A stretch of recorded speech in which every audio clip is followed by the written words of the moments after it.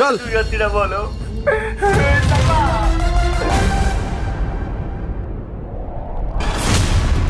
বন্ধুরা, সালমা যদি প্রথম থেকেই জানার চেষ্টা করতো টনি তার ফোনে কথা বলা আসল ভালোবাসা, তাহলে হয়তো সালমা আর টনিকে এইভাবে মিথ্যা অপবাদে ফাঁসাতো না। সালমা কিন্তু না জেনে টনিকে ফাঁসিয়ে দিয়েছে এবং পরবর্তীতে কিন্তু টনির হাতের আংটিটা দেখে সে বুঝতে পারে এটাই তার ফোনে কথা বলা ভালোবাসা। তো নাটকটি কিন্তু আমরা দেখেছি যে টনিকে গ্রেপ্তার করে নিয়ে যায় পুলিশ। সালমা কিন্তু মিথ্যা অপবাদে টনিকে ফাঁসিয়েছে। তো নাটকটি পরবর্তী পর্বে কি ঘটতে পারে? টনি কি এবার জেল থেকে মুক্তি পাবে? সালমা কি তাহলে নিজের ভুলটা স্বীকার করে টনিকে জেল থেকে বের করিয়ে আনবে? কি ঘটতে চলেছে? টনির আসল সম্মানটা কি সালমা আবার ফিরিয়ে দিতে পারবে, নাকি টনির চোখে সালমা সারা জীবন দোষী হয়েই থাকবে? নাটকটির পরবর্তী পর্ব কত তারিখে আসবে? ইগল টিম নাটকটির পরবর্তী পর্ব অর্থাৎ পার্ট 2 কত তারিখে রিলিজ করবে? পার্ট 1 কিন্তু আপনারা সবাই দেখে ফেলেছেন। নাটকটির পার্ট 2 কত তারিখে রিলিজ করতে চলেছে পলিগ্রাম টিভি, এটাই জানিয়ে দেবো আজকের ভিডিওতে। আজকের ভিডিওটা কেউ স্কিপ করবেন না, সম্পূর্ণ দেখার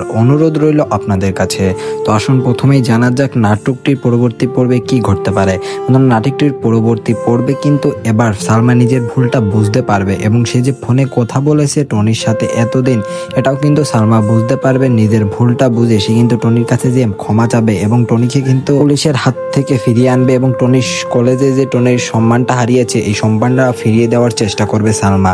কিন্তু টনির চোখে কিন্তু সালমা এখন দোষী হয়ে গেছে। টনি কিন্তু কখনোই সালমাকে আর ক্ষমা করবে না এবং নাটকটি কিন্তু খুব তাড়াতাড়ি পলিগ্রাম টিভি রিলিজ করবে। আপনারা যদি নাটকটির প্রতি বেশি বেশি ভালোবাসা দেখান, আজকের এই ভিডিওটা সবাই লাইক দিয়ে চ্যানেলটি সাবস্ক্রাইব করুন, তাহলে খুব শীঘ্রই আমরা এই নাটকটি রিলিজ করার চেষ্টা করব। মোটামুটি আপনাদের 15 থেকে 16 দিন অপেক্ষা করতে হবে এই নাটকটির টকঝাল মিষ্টির নাটকটির পার্ট 2 দেখার জন্য। আর এই নাটকটির পার্ট 2 সবার আগে দেখার জন্য এখনই আমাদের এই চ্যানেলটি সাবস্ক্রাইব করে পাশে থাকা বেল আইকনটি বাজিয়ে রাখুন।